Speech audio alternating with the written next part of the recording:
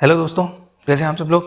तो हमने एक सेशन में पुराने सेशन में प्रेसिडेंट गवर्नर यूनियन एग्जीक्यूटिव्स बहुत अच्छे से कवर किए थे। 2 वीडियो हैं छोटे छोटे से, पार्ट 1 पार्ट 2, और देख लो आप। उसके बाद आप एक एक दो दो बार देख लोगे, फिर से कभी नहीं भूलोगे। बहुत अच्छे से कवर किए गए हैं, हर माइन्यूट से माइन्यूट, हर कन्फ्यूज़ करने वाली डिटेल्स को।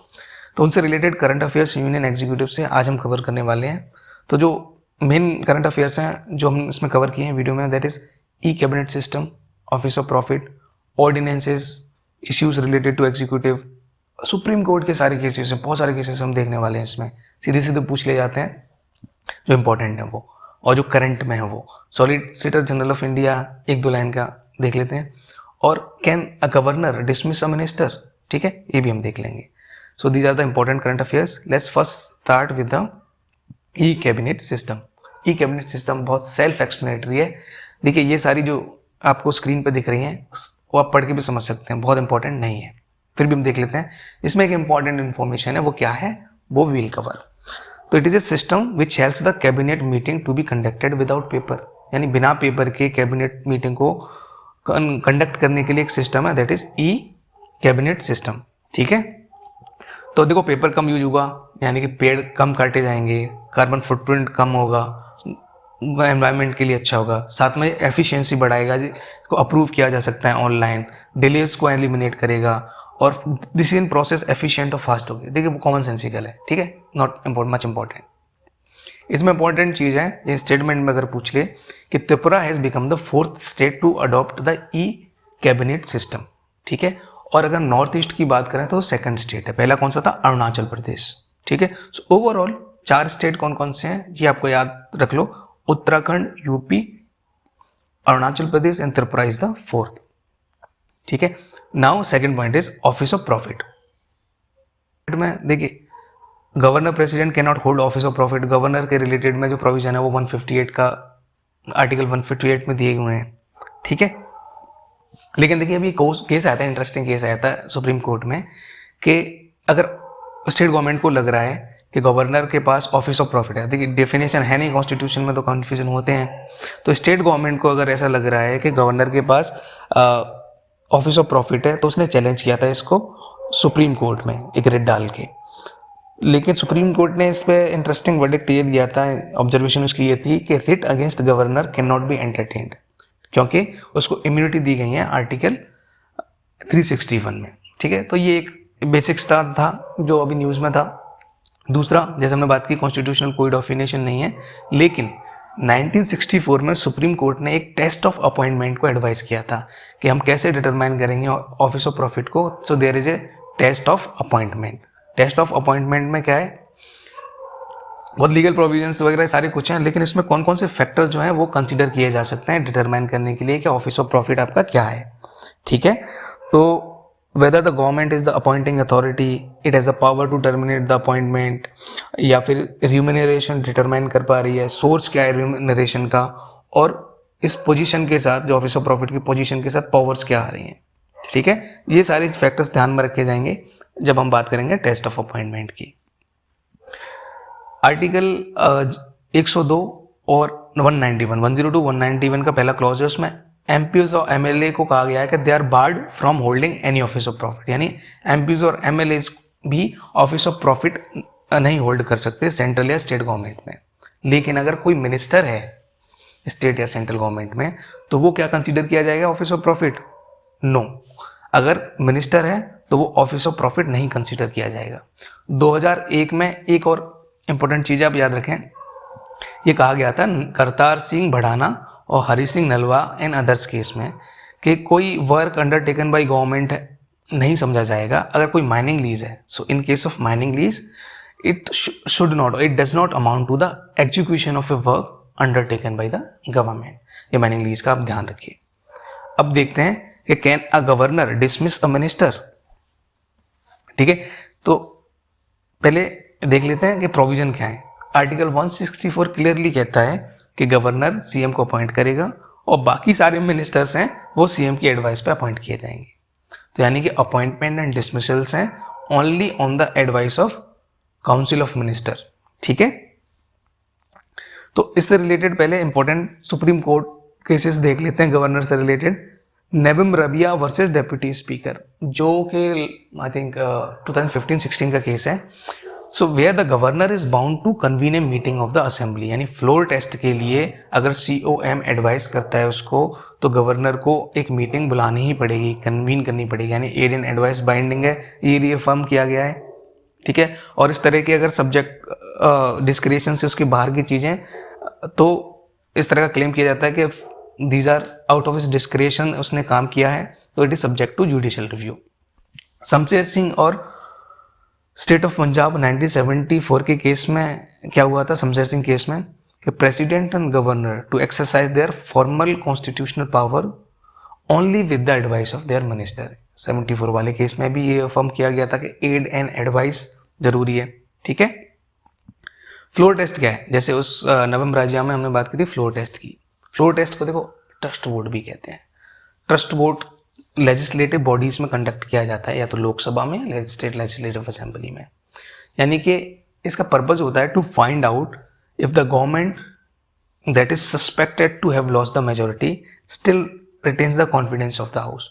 यानी कि ये सस्पिशंस चल रहे होते हैं, ये क्लेम किए जा रहे होते हैं कि government is lost the majority, तो ये असर्टेन करने के लिए क्या अभी भी हाउस को कॉन्फिडेंस है इस गवर्नमेंट में या नहीं है, उसको असर्टेन करने के लिए ट्रस्ट वोट या फ्लोर टेस्ट किया जाता है।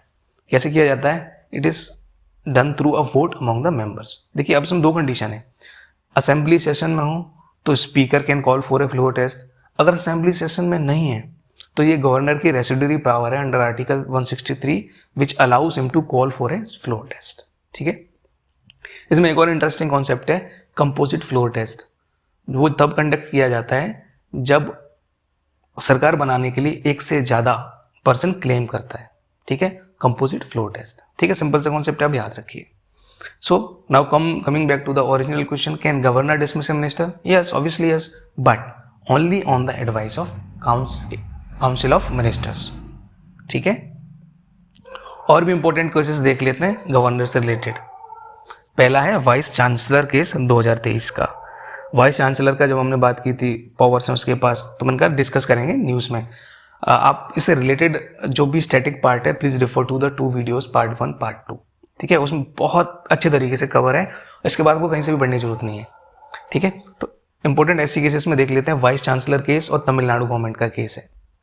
पहले तमिलनाडु गवर्नमेंट का केस देख लेते हैं। 2023 के इसलिए इंपॉर्टेंट है कि देखिए गवर्नर ने कोई बिल प्रेजेंट किया गया उसके असेंट के लिए गवर्नर को, और गवर्नर ने उसको रिजेक्ट कर दिया, यानी विदहोल्ड कर दिया फर्स्ट इंस्टेंस में। ठीक है, पहली बार में उसने कहा I am not giving the assent, तो बिल एंड हो गया। इसके बाद असेंबली ने री इनेक्ट किया बिल को। ठीक है, तो इस केस में सुप्रीम कोर्ट ने कहा था कि governor can not reserve the reenacted bill for the consideration of president. ठीक है, तो यानी कि री इनेक्ट किए गए बिल को कंसिडरेशन ऑफ प्रेसिडेंट के लिए रिजर्व नहीं कर सकता, क्योंकि इसी तरह के सब्जेक्ट मैटर पर बिल को ऑलरेडी आप रिजेक्ट कर चुके हो। अगर पहले से प्रोविजन होते तो पहले भी आप रिजर्व कर सकते थे ना उसको, लेकिन विदहोल्ड किया, तो यानी ऐसे प्रोविजंस नहीं थे, तो री इनेक्ट कर दिया स्टेट असेंबली ने, तो you can not reserve it for the consideration of the president. Tamil Nadu case में वाइस चांसलर केस में क्या हुआ था, ये केरला में देखो कंट्रोवर्सी हुई थी कि जो एक्स ऑफिसो चांसलर होता है ना गवर्नर स्टेट यूनिवर्सिटीज का, तो उसको कहा गया था कि नहीं अब स्टेट यूनिवर्सिटीज का गवर्नर नहीं रहेगा। केरला ने रिमूव कर दिया था गवर्नर को कि उसको हम एक्स ऑफिसो चांसलर नहीं मानेंगे। तो इसके साथ साथ गवर्नर की पावर भी चली गई अपॉइंट करने की वाइस चांसलर। ठीक है, तो स्टेट गवर्नमेंट ने क्या किया, कन्नूर यूनिवर्सिटी में गोपीनाथ रविंद्रन को वाइस चांसलर अपॉइंट कर दिया। तो सुप्रीम कोर्ट में ये कहा गया कि सुप्रीम कोर्ट ने क्या किया, क्वेश कर दिया जो रीअपॉइंटमेंट हुआ था गोपीनाथ रविंद्रन का, उसका क्वेश कर दिया, उसको हटा दिया। सो इन केस अ गवर्नमेंट, या इसमें कहा गया था इस वर्डिक्ट में कि in case a governor is acting as a chancellor of an university, जो एड एंड एडवाइस है COM की, काउंसिल ऑफ मिनिस्टर की, वो बाइंडिंग नहीं है इस केस में। ठीक है, तो 2 केसेस न्यूज में थे इसलिए कवर कर लिए। कोई भी एक स्टेटमेंट, छोटी सी मोटी सी भी इंफॉर्मेशन अगर आती है तो काम आ जाएगी। ऑर्डिनेंस पावर, ऑर्डिनेंस पावर को हमने देख ही लिया है अपने स्टैटिक वीडियो पार्ट में। अब देखिए ये constantly in ordinance power news में रहती है, जैसे यूपी में नाजुलैंड का केस हो गया, उत्तराखंड में ऑर्डिनेंस लाए गए राइटर्स पे वाले कि जो राइटर राइट्स करेंगे वो पे करेंगे। डिस्ट्रॉय करेंगे प्रॉपर्टी, वो पे करेंगे। इस तरह के ऑर्डिनेंसेस लाए गए, ठीक है। देखिए नाजुल लैंड क्या होता है, इंपॉर्टेंट नहीं है, फिर भी एक आया है, तो नाजुल लैंड क्या होते हैं देख लेते हैं। नाजुल लैंड ऐसी लैंड होती हैं जो कि ओनरशिप तो गवर्नमेंट की होती है, लेकिन एज ए स्टेट प्रॉपर्टी उनको जनरली एडमिनिस्टर नहीं किया जाता। तो स्टेट जनरली इस तरह की लैंड को अलॉट करता है लीज बेसिस पे, जनरली वो होते हैं 10 to 99 ईयर्स की, ठीक है। तो नाजुल लैंड होती है।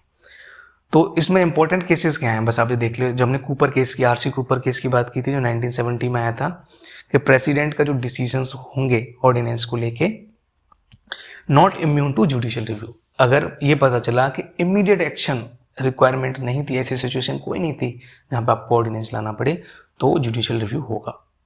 दूसरा आया था 1987 में DC Badhwa versus state of Bihar case, ठीक है। तो ऑर्डिनेंस पावर आपको एक्सेप्शनल पावर है, एक्स्ट्रा ऑर्डिनरी पावर है, तो वो आपके एक्सेप्शनल सर्कमस्टेंसेस में यूज होनी चाहिए। आप ऑर्डिनेंस के थ्रू लेजिस्लेचर का सब्सटीट्यूट नहीं बन सकते, आप लेजिस्लेचर को बाईपास नहीं कर सकते, डीसी बाधवा केस में कहा गया, ठीक है।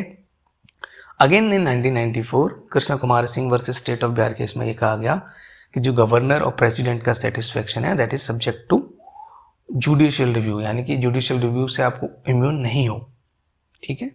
तो ये इंपॉर्टेंट केसेस हैं डिटेल में ऑर्डिनेंस से related. Now let's understand one quick fact about the Solicitor General of India. Recently appointment committee of the Union Cabinet, it approved the reappointment of the Tushar Mehta as a Solicitor General. तो appointment committee approve करती है और reappointment भी हो सकता है solicitor general का। देखो सेकेंड हाईएस्ट लॉ ऑफिसर होता है after attorney general of India, ठीक है, और इसको असिस्ट करता है अटॉर्नी जनरल ऑफ इंडिया को solicitor general of India, right. और कॉन्स्टिट्यूशन में explicitly solicitor general of India के बारे में नहीं कहा गया, ये आपको याद रखना, नहीं कहा गया है, ठीक है। तो यही बस करंट अफेयर्स हैं। Again I am repeating this again, और मैं हर वीडियो में इस चीज को रिपीट करूंगा, please keep studying very hard, ठीक है। स्पिरिट को मरने मत दो, सैड एंग्जाइटी फेज को आने मत दो, आए तो बस रिलैक्स रहो, ठीक है। प्राइस आपकी डिटर्मिनेशन और डिसिप्लिन है, और बी पॉजिटिव यार होगा, ठीक है। सो प्रीवियस ईयर क्वेश्चंस में मिलते हैं, वो उसको हम करते हैं। So thank you very much, thank you for attending the video session.